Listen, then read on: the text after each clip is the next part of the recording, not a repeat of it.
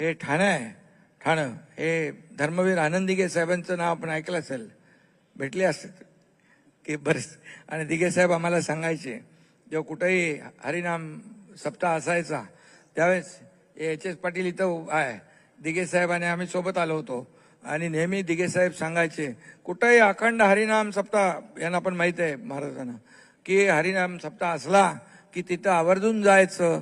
पांडुरंगाच्या नामस्मरणात काही काळ का होईना एक सगळे विचार, चांगले विचार येतात, वाईट विचार जातात, मनाला शांती मिळते. आणि म्हणून दिघे साहेबांची जे काही शिकवण आहे ती मी कायम मनामध्ये ठेवलेली आहे. आणि म्हणून मी दरवर्षी येतो ना तुमच्याकडं, आणि जिथं जिथं कार्यक्रम असतात तिथं आवर्जून आपण जात असतो.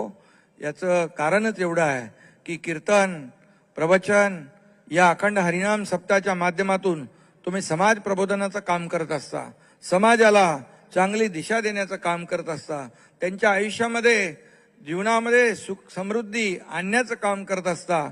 आणि म्हणून वारकरी संप्रदाय जिथं जिथं जेव्हा जेव्हा बोलवतो तेव्हा तेव्हा तिथं एकनाथ शिंदे धावून जातो. हे माझं काम मी करत असतो.